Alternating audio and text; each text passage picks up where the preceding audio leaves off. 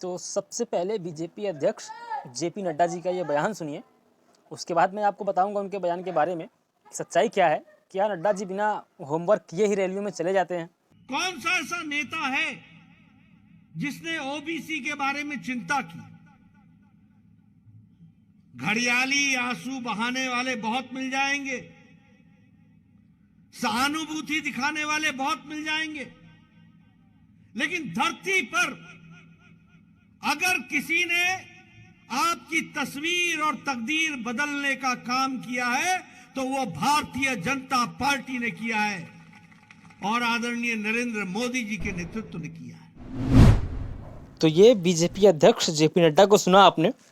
वो दावा कर रहे हैं कि बीजेपी ने ओबीसी के कल्याण के लिए बहुत सारा काम किया है। बीजेपी ने राष्ट्रीय पिछड़ा वर्ग आयोग को संवैधानिक मान्यता दी है। तो सच्चाई क्या है? सच्चाई ये है कि बीजेपी ने राष्ट्रीय पिछड़ा वर्ग आयोग को मान्यता दिलाई।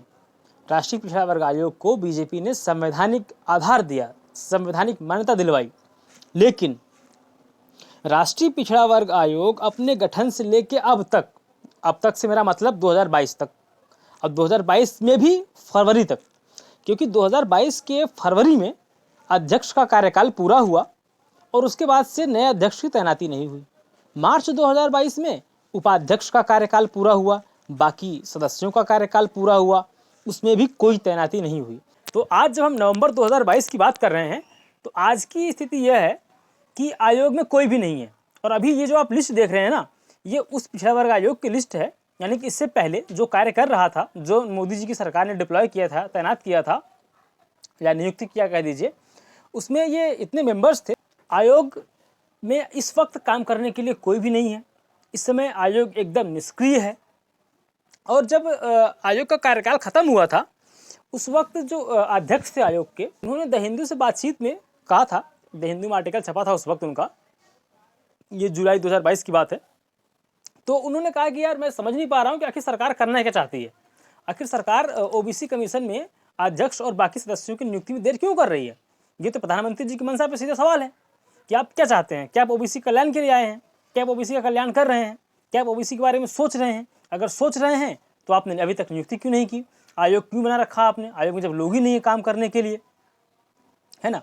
तो कुल मिला के बात यह है कि रैलियों में बड़ी बड़ी बातें करना एक बात है, सच्चाई बिल्कुल एकदम उलट है। नड्डा जी जिस ओबीसी कल्याण की बात कर रहे हैं वो एकदम आधारहीन है, निष्क्रिय है, उसका कोई आधार नहीं है। मैं कहूँगा एकदम झूठी बात है ये। और भारतीय राजनीति में, भारत की डेमोक्रेसी में एक सामान्य धारणा है नेताओं को लेके पब्लिक में कि नेता झूठी बोलते हैं, वो बरगलाते हैं, वो मिसलीड करते हैं। तो मैं नड्डा जी के बयान को यही घोषित करूँगा कि नड्डा जी जानबूझकर आधारहीन बातें कर रहे हैं। ओबीसी कमीशन एकदम बिल्कुल निष्क्रिय है, वहाँ पे कोई कामकाज नहीं हो रहा है, वहाँ कोई अध्यक्ष नहीं है, वहाँ कोई उपाध्यक्ष नहीं है, वहाँ कोई मेंबर नहीं है। तो अगर आपको ये वीडियो अच्छा लगा हो तो आप चैनल को लाइक कर सकते हैं, शेयर करना हो तो शेयर कर दीजिए और सब्सक्राइब करना हो तो सब्सक्राइब कर लीजिए।